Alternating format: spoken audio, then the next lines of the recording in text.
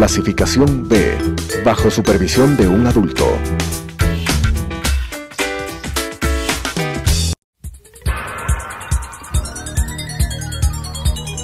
Las opiniones vertidas en este espacio por la producción y dirección del programa son de exclusiva responsabilidad de sus autores y de quienes intervienen en ellos.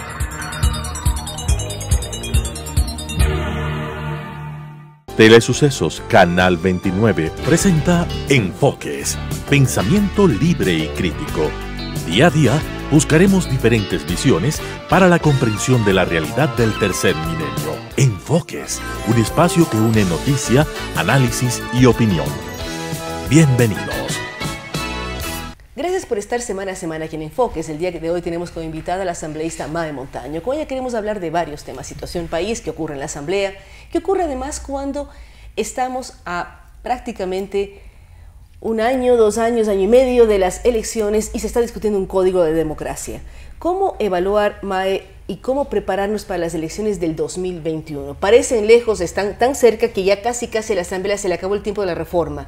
¿Y cómo lograr que un código de la democracia, como su nombre lo indica, respete la decisión soberana del pueblo y además consiga que ese pueblo entienda cómo debe ir a las urnas y cómo debe votar? Y por otro lado, cómo sus votos son contados, porque para aquí es una fórmula bastante esotérica. Gracias, Mae, por acompañarnos. No, pues muchísimas gracias, querida Claudia, por invitarme. Siempre es un inmenso gusto conversar contigo de estos temas. Aunque, como decíamos al inicio, a veces no sabemos si reír o llorar cuando hablamos de la asamblea y de la política.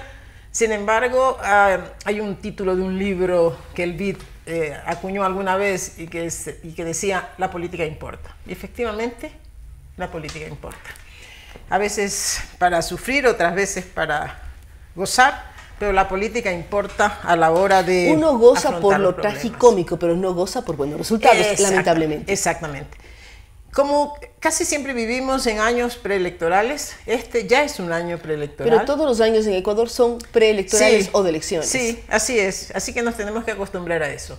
Ahora en miras a renovar al Ejecutivo y al Legislativo, fundamentalmente. Amerita entonces orientar al ciudadano en el sentido de si los problemas de la coyuntura son importantes, hay que analizarlos, hay que debatirlos. Hay que recordar que tenemos un futuro, pero inmediato, que abordar y que debemos también focalizar en cómo nos volvemos más selectivos, cómo obligamos a los partidos y a los movimientos también a cumplir ese rol que se han negado a cumplir, de formar a su militancia, de formar cívicamente a la ciudadanía, pero sobre todo de preparar a aquellos que quieren apostar a una candidatura y a una responsabilidad tan grande como es ser parte del Ejecutivo y ser parte del Legislativo. Pero al mismo tiempo, un tema que no se está discutiendo son las campañas electorales. ¿Cómo en 40 días nuevos cuadros se dan a conocer? Sí, indudablemente. Mi querida Claudia, hay varios temas que tienen que ver con los procesos electorales y preelectorales que no están siendo debatidos ni siquiera en la asamblea con miras a reformar el código de la democracia. Desgraciadamente nos hemos vuelto monotemáticos en los debates y hay tantos temas de qué hablar en el tema electoral y solamente estamos hablando del método de asignación de escaños, como si por arte de magia el método de asignación de escaños, que es importante para conseguir una mayor equidad, va a resolver los temas del fraude, va a resolver los temas de la forma como se financian las campañas, algo que está como muy escondido, si estos fondos son legales, si estos fondos vienen del narcotráfico, si estos fondos vienen de la corrupción, como en el tema de Arroz Verde, y otros que no están descubiertos, porque seguramente cuando se investigue, no solamente será Arroz Verde, pero hay otros temas que tienen que ver con el mismo trabajo del CNE, con la decisión, con la voluntad política de quienes conforman el CNE para plantearle ya al pueblo ecuatoriano. A mí me quedó una gran deuda la presentación de la señora Tamaín en la asamblea cuando llevó su propuesta de reforma. Algunas muy interesantes, debemos tomarlas en cuenta. Pero ¿qué nos dijo la señora Diana Tamaín sobre depuración del padrón electoral? ¿Qué caso que todos no sabemos que es a través de ese padrón contaminado, cómo se elaboran se hacen ya, además, se plantean los depuración fraudes. del padrón y transparentación de la información. Hasta hace, yo no me Exactamente. acuerdo de cuántos años uno ingresaba en la página y además le salía hasta dónde estaba afiliado. Y ahí Así fue el es. problema, que todos estábamos afiliados sin habernos afiliado nunca. Y ahora no quiere desapareció tocar eso. del planeta. No quiere tocar. La señora y los demás miembros del Consejo no nos han dicho cómo van a hacer una auditoría del sistema para los escrutinios, para proclamar los resultados a tiempo. ¿Cuántos días? O sea, ahí están los mecanismos del fraude. Hace 15 años nos enterábamos el mismo día quién ganaba. Exacto. 20 años después, ¿no? Hay que esperar 2 días, 3 días. O sea, Y además increíble. con resultado dudoso. Exactamente. La señora Diana Tamaín y la Asamblea, por supuesto, no está debatiendo qué está pasando con el sistema de registro de electores, con el sistema de registro de afiliados y adherentes permanentes a los movimientos, que se ha convertido en una herramienta de negociados. Hay una red de corrupción en los mecanismos de recolección de firmas y en los mecanismos de calificación de esas firmas para legalizar movimientos. O sea, si de la noche a la mañana nos aparecen por ahí organizaciones nacionales conformadas que no conocemos a sus líderes o que algunos ya conocemos que son de dudosa reputación. Y hace pocas semanas, seguramente Claudia, usted que está muy bien informada, habrá escuchado de la Contraloría un borrador de un informe que habla de varias organizaciones nacionales que están en una Sí, pero esas investigación. organizaciones investigadas ya tienen autoridades electas. Exacto. ¿Qué va a pasar con eso? Entonces, esos temas no estamos hablando. O sea, si se descubre que una organización nacional llegó a través de mecanismos fraudulentos y de redes que se han conformado. Un negocio. Hay un negocio en conformación Hay un de negocio en movimientos, recolección de conformación firmas, de o ventas sea, de firmas. O sea, por eso están muertos, heridos, falsificados. O sea, por eso se une a lo que planteaste. ¿Por qué el Consejo Electoral no ha renovado? Porque ya hubo, ¿no? El momento en que entrábamos al sistema y ya sabíamos si estábamos afiliados. Ha desaparecido. Desapareció porque Hace 2 meses, aparecían cosas que no eran reales. Hace 2 meses estuve en el despacho de doña Diana Tamaín a solicitarle que por favor los ciudadanos reclaman que de manera urgente ella ya le plantea a los ciudadanos cómo va a depurar el padrón electoral, cuándo va a auditar el sistema, cuándo va a depurar el sistema de registros. Pero no es algo tan simple como comprobar datos, registro civil versus Consejo Electoral, cruzan datos y estamos. Aparentemente no es tan complejo. A mí me parece que no hay voluntad política de hacerlo. No hay voluntad política de hacerlo. Inclusive ella dijo que organismos internacionales estarían dispuestos, pero dispuestos, inclusive creo que sin costos, como un apoyo a la democracia, apostarle a la ayuda al Consejo Nacional Electoral, tanto técnica, supongo que económica también, para hacer esos temas, porque de eso depende la transparencia de las elecciones. De eso no y de solamente garantizar que el sistema informático sea absolutamente confiable y que Seguro. no se preste para una serie de alternaciones. Apagones informáticos, por Dios, todos sabemos para qué son los apagones informáticos. Y en estas elecciones, por más que ellos dicen que no hubo un apagón informático, entonces el apagón ¿de qué fue? Porque y el apagón fue más largo que el anterior. Yo digo, si tuviéramos mecanismos transparentes, sin duda, Pozo ese que de triste recordación estuviera en el calabozo y muchos otros. Entonces vamos a afrontar un nuevo proceso electoral de esa manera. ¿Y cuáles son los tiempos? ¿Y cómo conseguir que la Asamblea saque una reforma acorde a las necesidades de un país? Me parece que no.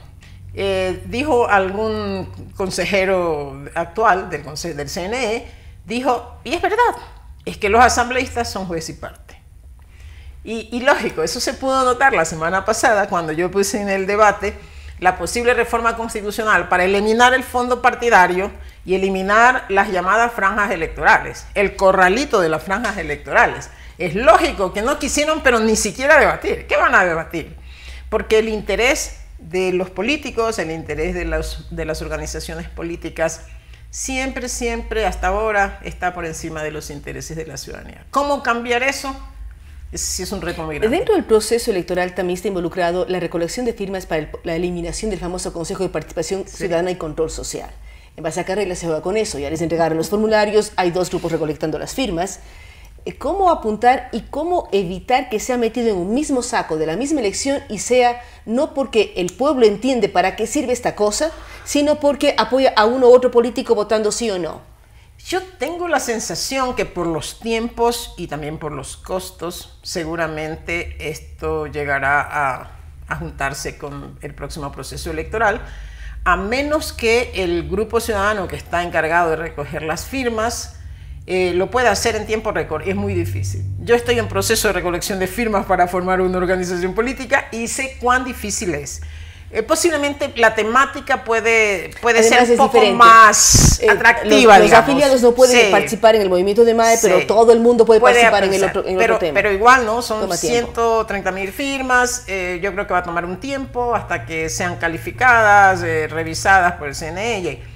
Nos hubiese encantado, igualmente, la semana pasada se presentó la posibilidad de una propuesta de reforma constitucional para que fuera la Asamblea quien, solicitando a la Corte Constitucional el dictamen previo, pudiera llevar a cabo la reforma. Hubiera sido mucho más rápido, que hubiese demorado, yo qué sé, 3, 4, 5 meses, y ya hubiéramos llamado a un referéndum el próximo año, posiblemente por ahí, por marzo, abril, pero fue negado, ¿no? Fue negado. Y dentro de eso también se habla de tener una asamblea o un congreso bicameral. Sí. ¿Qué piensa MAE de tener senadores y diputados? O cómo lograr comprender, o sea, cambiaría el nombre de la asamblea ya, no sé, pero bueno, que exista 2 cámaras en el Ecuador. Sí, a mí me parece un tema interesante, siempre y cuando se defina con claridad cuáles son los roles que van a desempeñar estas cámaras y si esto está acompañado de la responsabilidad de las organizaciones políticas, porque, como dice la Corte Constitucional, no se pueden definir características ni requisitos que afecten el derecho constitucional de los ciudadanos. O sea, los mismos requisitos o las mismas condiciones para ser asambleísta o estar en la Cámara Baja serían para estar en la Cámara Alta o Cámara del Senado. En todo caso, para mí es la misma institución. No veo que sean 2 cosas distintas, es la misma función legislativa, o sea, una sola función legislativa con dos instancias, una Cámara Baja y una Cámara Alta. Y ahora mismo, tal como está la Asamblea, en algún momento parece que hubo la intencionalidad en la Asamblea Constituyente de gestar una posibilidad de eso, porque se crearon o se determinaron asambleístas nacionales. Y uno se pregunta, ¿para qué? Bueno, y también ahí tenemos los asambleístas por las circunscripciones territoriales. También ahí estamos en un limbo que está discutiendo. Exacto. Y asambleístas nacionales, entonces históricamente se han habido. Eso, digamos que sí, por costumbre más que por... Exacto, porque no tienen ningún rol, ni el más mínimo. En algún momento le pusimos sobre la mesa a la Asamblea la posibilidad, porque sí lo podía haber determinado en la Ley Orgánica de la Función Legislativa. Que también está en proceso de revisión y todavía no pasa nada. No, ni pasará, no tienen interés de esos temas.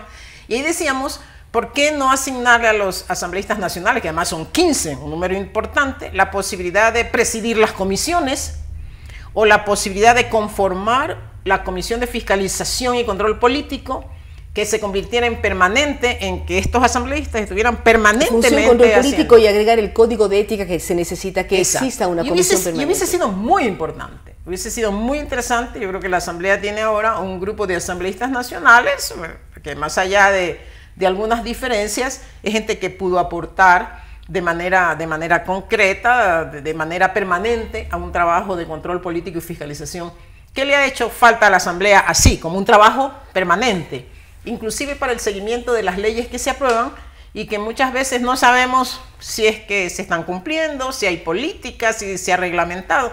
O sea, hay mucho que hacer. Hay mucho que hacer, pero también usted como legisladora ha demostrado que hay cosas que sí se consiguen. El ejemplo es la censura a la exministra Espinosa. ¿Cómo lograr ese tipo de acuerdos, no solo para una censura, sino para que las leyes como el Código Integral Penal que acaba de aprobarse, criticado por muchos sectores, desde con el tema de incautación o la autorización a las mujeres en el aborto cuando hay violación, hay una serie de elementos? Usted logró algo que era impensable, pero se logró. Y el pueblo entero apoyó. Sí, se logra, mi querida Claudia, cuando se trabaja con absoluta responsabilidad y transparencia. Nosotros no hicimos ni acuerdos debajo de la mesa, ni acuerdos por detrás de la puerta, nada. Nosotros hicimos un proceso de investigación súper serio, muy serio.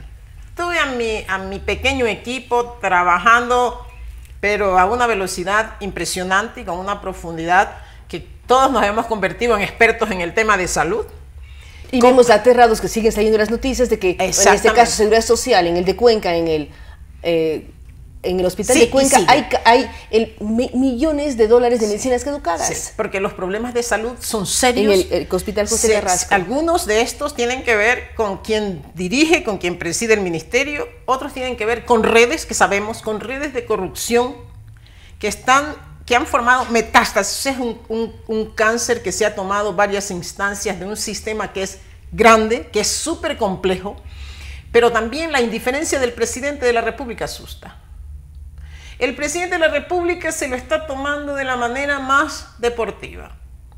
Es cierto que cuando vio que era insostenible tener a esa ministra, porque sinceramente él sí conoce de los problemas de salud, porque muchos de estos grupos que conversaron con nosotros, que fueron nuestro apoyo, que encontraron a través de nosotros este canal para hacer conocer a la ciudadanía y a la Asamblea los graves temas de la salud, sí han conversado con el presidente de la República. El presidente de la República, por ejemplo, en el tema de la actualización del cuadro básico de medicamentos, salió hace poco a decir que bueno, ¿no? Que por fin ahora sí ya lo actualizaron, que bueno. Salió a decir, es cierto que nos hemos demorado.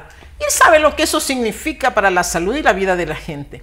Y sabe que, mi querida Claudia, tiene una ministra de salud encargada. O sea, ese es el nivel de importancia que el presidente de la República le da a un área vital, importante, fundamental. Bueno, no hay palabras para calificar. Es la salud del pueblo. Que es la salud y por consecuencia la vida de la gente. No le ha dado importancia. Así que yo creo que hay que empezar a hacer un trabajo de presión social. Yo creo que en eso los medios que han apoyado tanto el tema de salud. En eso no nos podemos quejar. Yo creo que hay que hacer una presión sana sobre el presidente para que escoja a un ministro que valga la pena. Una persona que ahí sí, con la experiencia, con las capacidades y con la sensibilidad social y al mismo tiempo con el liderazgo para lograr generar los cambios necesarios. Alguien me decía un grupo de médicos, Mae, porque yo les dije, la salud para nosotros sigue siendo de interés. Ayer acabo de enviarle una nueva petición de información a la ministra encargada para que sepan que estamos. El tema de la salud nos importa la salud de los ecuatorianos y la vida de la gente. Nos decían, no hay muchas personas que quieran hacerse cargo del Ministerio de Salud, pero yo creo que sí hay algunos valientes que quieren aportarle al país, que sí lo harían con absoluta responsabilidad, denunciando, poniendo a las instancias respectivas lo que tienen que hacer. Sé que la Contraloría está haciendo, ayer nos ha contestado. Usted mencionaba, si el Consejo Nacional Electoral puede pedir ayuda internacional, el Ministerio de Salud también. Mucho más. Porque están una serie de organismos, desde la Organización Mundial de la Salud hasta organismos más pequeños que pueden ayudar. Y fundaciones inclusive que estarían en estos temas, en los temas de democracia y en los temas de salud, un gobierno, un Ministerio de Relaciones Exteriores, los mismos ministerios encargados pueden encontrar no solamente recursos a muy bajo interés, sino que inclusive recursos no reembolsables. Se encuentran en el mundo esos apoyos, es necesario que porque el presidente de la República es el directo responsable de estas áreas, que tiene a sus ministros como sus delegados para que se hagan cargo de cada una de las áreas, pero la responsabilidad global general es de él. Así que esperamos que el presidente ya aterrice un poco del tema del turismo político y que le dé a la salud el interés que los ecuatorianos esperan. Para terminar, se aprobó el COIP.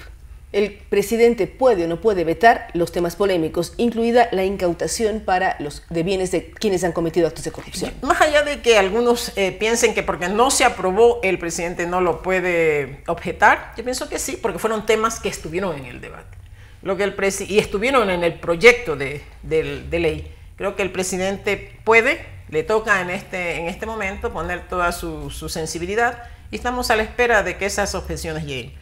Puede presentar. ¿Usted considera que puede objetarse tanto el tema del aborto como el tema de las incautaciones, que son los más polémicos? Exactamente, que son los dos temas más polémicos. El presidente puede porque son temas que estuvieron en el debate y que constaron en el proyecto de ley.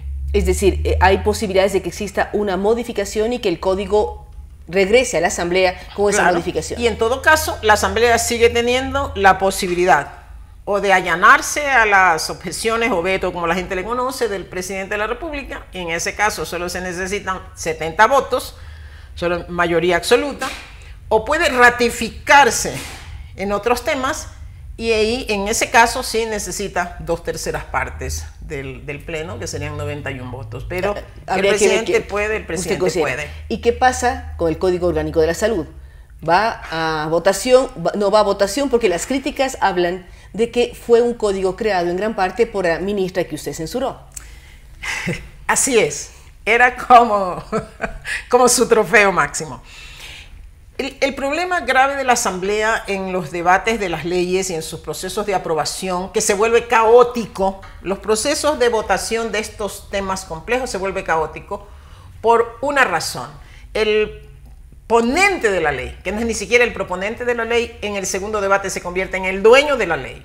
Y estos dueños de la ley, que extienden más allá su potestad, empiezan a incluir temas polémicos, temas que no han sido debatidos, hacen una colcha de retazo. Eso fue lo que hizo la ponente de la Comisión de Justicia, la señora Jimena, ¿qué era? Bueno, Peña, igual que otros. En todas estas leyes polémicas pasa eso. Entonces empiezan a incluir temas que no han sido realmente debatidos, que no han tenido un consenso con la comunidad, que nos mandan a última hora el paquete para aprobación sin que conozcamos a veces con la debida anticipación el contenido de la ley. Y no es una justificación, pero es un defecto que tiene el proceso legislativo. Es decir, a ustedes la noche anterior les mandan el código completo para que revisen. Ojalá fuera la noche anterior.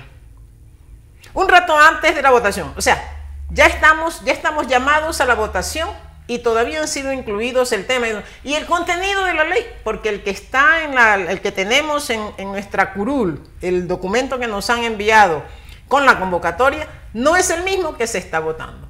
Y ya cuando estamos en la votación nos dicen, acaba de llegar al correo electrónico, pero acaba de llegar y ya estamos votando. Eso genera una inmensa confusión y eso fue lo que ocurrió en la votación del Código Integral Penal. Por eso creo que es necesario que el presidente sí plantee determinadas objeciones, porque muchos de esos temas, incluido el de la marihuana, que ha pasado de agache. El cannabis. El cultivo, ¿no? El cultivo del cannabis, ese pasó de agache. O sea, hay varios de esos temas en el que ya teníamos unos acuerdos y luego aparecieron nuevas cosas, llamaron a la votación, habían reconsideraciones, habían votaciones y se hizo realmente una sesión muy confusa y muy conflictiva. Vamos a ver qué pasa en los próximos días. Gracias a la asambleísta Mae Montaña. Con ella hemos hablado de varios temas. Con la democracia, pienso que lo más interesante que ella ha dicho es la política importa y debe importarnos a todos los ecuatorianos aprender más de ella y sentirnos responsables y ser responsables de lo que se aprueba o no con conocimiento de causa.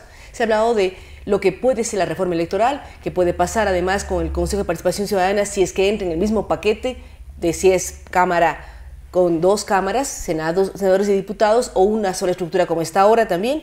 Y al hablar del Código Integral Penal, ella es muy clara decir que el presidente sí puede reformar las cosas que quedaron pendientes. Cannabis pasó de agache, el tema del aborto, el tema de la incautación está en manos de Carondelet en este momento y habría que ver cómo se devuelve la ley hacia la Asamblea para ver qué nuevo código, qué reformas efectivamente tenemos como ecuatorianos. Gracias nuevamente a la asambleísta Mae Montaño. Gracias a ustedes que nos acompañan semana a semana aquí en Enfoques. Nos vemos en 8 días más. Las opiniones vertidas en este espacio por la producción y dirección del programa son de exclusiva responsabilidad de sus autores y de quienes intervienen en ellos.